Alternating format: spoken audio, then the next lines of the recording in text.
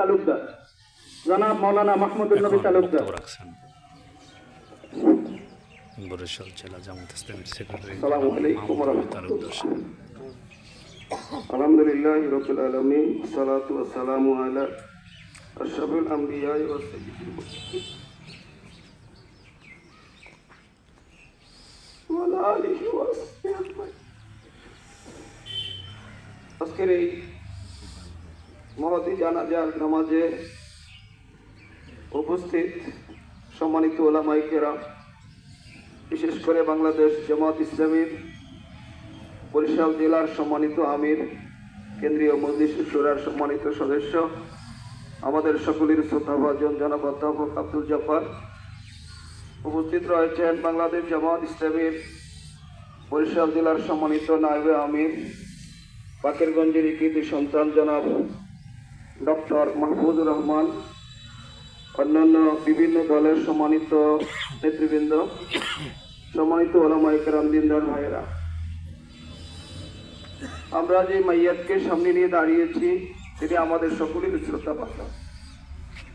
আমাদের রাহবার ছিলেন তিনি। এই বাকেরগঞ্জের সর্বপ্রথম ইসলামী আন্দোলনের পথ তিনি দেখিয়েছেন। বাংলাদেশ জামাত ইসলামীর এই মহান দায়িত্ব তিনি সর্বপ্রথম কাঁধে নিয়েছেন, পালন করেছেন। আমি ব্যক্তিগতভাবে জামাত ইসলামীর প্রথম সহযোগী সদস্য তার হাতই হয়েছিলাম। সেখান থেকে আজ পর্যন্ত তিনি অবিরাম এই দায়ীর ভূমিকা পালন করেছেন, এই দিনের দায়িত্ব পালন করেছেন।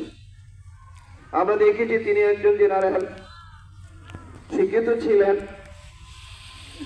উপজেলা সহকারী কৃষি কর্মকর্তা ছিলেন, কিন্তু দিনের জন্য যে প্রচন্ড আবেগ, মানুষকে দিনের দিকে নিয়ে আসা, আল্লাহর দিকে আহ্বান করা, এ ব্যাপারে তিনি ছিলেন 100% নিবেদিত প্রাণ, ঠিক কিনা বলেন? অতএব আজকের আমরা দোয়া করবো আল্লাহ তাআলা যেন তার জীবনের সকল নেক আমলগুলিকে কবুল করে। ব্যক্তিগত জীবনে, সামাজিক জীবনে তিনি অত্যন্ত সদালাপী ছিলেন, সুন্দর মেজাজের ছিলেন, মানুষের সাথে ভালো ব্যবহার করতেন, যেটা কিয়ামতের ময়দানে আল্লাহ তাআলা অত্যন্ত পছন্দ করবেন। আল্লাহ রাসূল সাল্লাল্লাহু আলাইহি ওয়াসাল্লাম হাদিসে ইরশাদ করেন, ইন্না আসকালা ফিল মিজানি ইয়াউমাল কিয়ামা খুলুকুন হাসানুন। কিয়ামতের দিন সচ্চরিত্র সবচেয়ে বেশি ভারী আমল হবে। নামাজ রোজার চেয়েও সৎ চরিত্রবান লোক, এদের আমলটা, ওজনটা খুব ভারী হবে।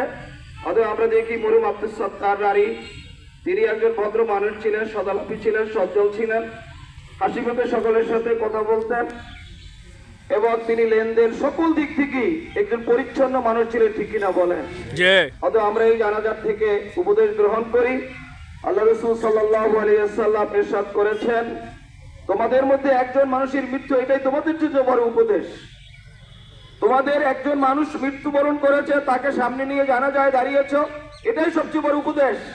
আমাদের উপদেশ গ্রহণ করা দরকার।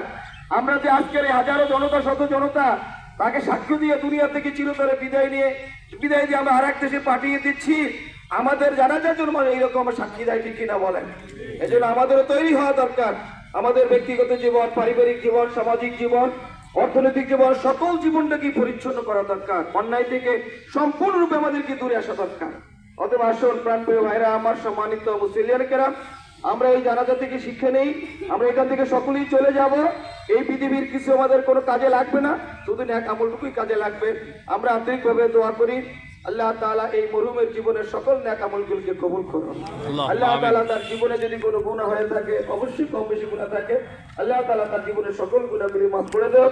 তার পরিবার পরিজনকে আল্লাহ তাআলা ধৈর্য ধারণ করার তৌফিক দান করুন, তাদেরকে হেদায়েতের উপরে কায়েম রাখুন এবং আমরা সকলেই যেন দিনের পথে চলতে পারি।